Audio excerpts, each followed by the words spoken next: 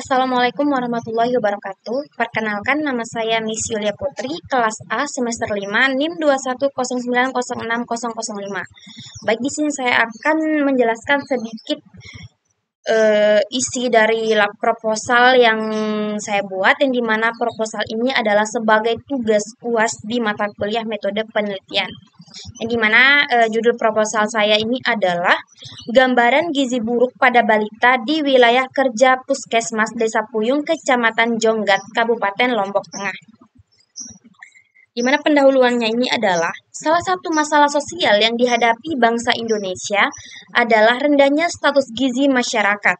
Hal ini mudah dilihat karena misalnya dari berbagai masalah gizi seperti kurang gizi, anemia gizi besi, gangguan akibat kekurangan yodium atau GAKI, dan kekurangan vitamin A atau kalsi A, dan rendahnya status gizi jelas berdampak pada kualitas sumber daya manusia. Status gizi mempengaruhi kecerdasan, daya tahan tubuh terhadap penyakit, kematian ibu, dan produktivitas kerja. Kekurangan energi protein atau KEP merupakan masalah gizi utama yang banyak dijumpai pada balita di Indonesia dan negara-negara berkembang lainnya. WHO 2005 memperkirakan 27% atau 168 juta anak balita di dunia menderita kurang gizi. Laporan Badan PBB untuk Anak atau UNICEF menyebutkan dari 23,5 juta balita Indonesia, sekitar 8,3% diantaranya menderita gizi buruk dan sekitar 45% mengalami gizi kurang. Menurut pengelompokan prevalensi gizi kurang oleh Organisasi Kesehatan Dunia atau WHO, Indonesia tergolong sebagai negara dengan status kekurangan gizi yang tinggi pada tahun 2004, karena 5.199 balita dari 17.983 balita Indonesia, yang dimana prevalensinya itu adalah 28,47%. Itu adalah persennya yang termasuk kelompok gizi buruk, di mana anak balita yang mengalami gizi kurang dari 4 desa yang menjadi wilayah kerja Puskesmas Puyung, Kecamatan Jonggat, tercatat ada sebanyak 31 orang. Ini berdasarkan data sampai Agustus 2021. Namun, puluhan anak gizi kurang itu bisa saja berpotensi jadi penderita gizi buruk nantinya. 31 ini bisa berpotensi mengalami gizi buruk, kata Koordinator Gizi pada Puskesmas Puyung, yaitu Lalereni Marliandini Padarada Mandalika.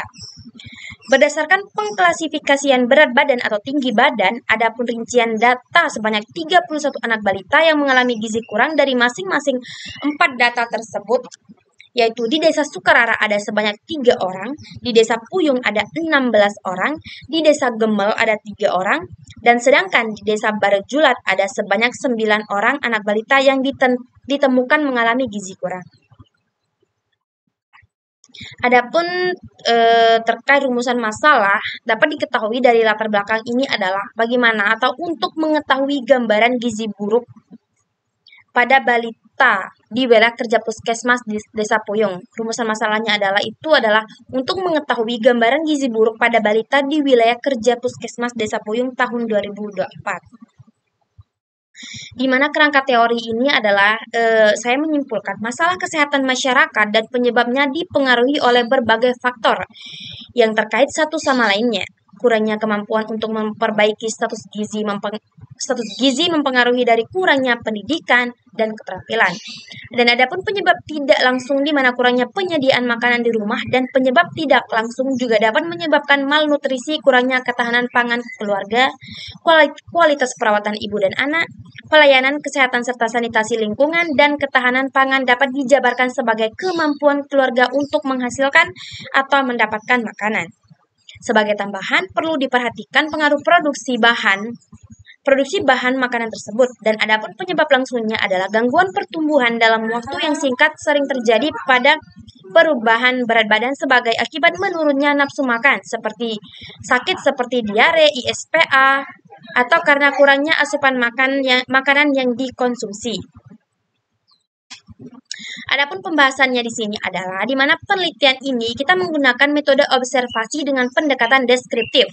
Populasi pada penelitian ini menggunakan semua balita yang menderita gizi buruk yang terdapat di wilayah kerja Puskesmas Desa Puyung pada tahun 2024, yaitu sebanyak 31 balita. Sampel adalah sebagian yang diambil dari keseluruhan objek yang diteliti dan dianggap mewakili seluruh populasi. Metode pengambilan sampel dalam penelitian ini adalah dengan menggunakan proporsional random sampling. Jumlah sampel untuk penelitian ini adalah sebanyak 16 balita. Penelitian ini dilaksanakan di wilayah kerja Puskesmas Desa Puyung, Kecamatan Jonggat, Kabupaten Lombok Tengah, di mana waktu penelitian ini akan dilakukan atau dilaksanakan pada tanggal 1 Juli sampai 30 Agustus 2024 di wilayah kerja Puskesmas Desa Puyung dengan posyandu terdekat. Adapun kerangka konsep yang akan kita data atau ambil nanti adalah asupan makan, pendidikan ibu, pengetahuan ibu, penyakit infeksi, dan pendapatan keluarga. Di mana variabel penelitian yang kita gunakan di sini adalah di mana variabel independen atau variabel bebasnya adalah asupan makan, pendidikan ibu, pengetahuan gizi ibu, penyakit infeksi, dan pendapatan keluarga. Adapun variabel dependennya adalah atau variabel terikat di sini adalah gizi buruk pada balita. Populasi dan sampelnya di sini adalah populasi itu di mana semua balita yang menderita gizi buruk yang terdapat di wilayah kerja Puskesmas Desa Puyung pada tahun 2024, yaitu sebanyak 31 balita. Dan sampel adalah sebagian yang diambil dari keseluruhan objek yang diteliti dan dianggap mewakili seluruh populasi. Metode pengambilan sampel dalam penelitian ini adalah dengan menggunakan proporsional random sampling, di mana jumlah sampel untuk penelitian ini adalah sebanyak 16 balita. Adapun metode pengumpulan yang kita gunakan di sini adalah ada data primer, yaitu di mana diperoleh melalui wawancara langsung menggunakan kuesioner, di mana data sekunder yang diperoleh dari Puskesmas Desa Puyung, instansi yang terkait dengan penelitian ini. Adapun jadwal penelitian yang akan kita laksanakan di sini adalah pada tanggal 1 Juli sampai 30 Agustus 2024 di wilayah kerja Puskesmas Desa Puyung dengan posyandu terdekat. Di mana pada bulan Maretnya itu kita akan melakukan penyusunan proposal, dan di mana pada bulan April itu kita akan melakukan seminar proposal, di mana bulan Mei itu kita akan melakukan revisi proposal, dan di mana bulan Juni itu kita akan melakukan perizinan penelitian dengan melakukan persiapan penelitian, di mana langsung pada bulan Juli dan bulan Agustus akan dilaksanakan pelaksanaan penelitian tersebut. Sedangkan bulan Agustus ini juga akan terjadinya kelangsungan pembuatan laporan tersebut dari hasil penelitian tersebut, di mana bulan Septembernya tersebut kita akan melakukan sidang pada hasil yang telah melakukan penelitian tersebut, dan pada bulan Oktober nantinya kita akan melakukan revisi laporan apabila ada revisi yang dilakukan.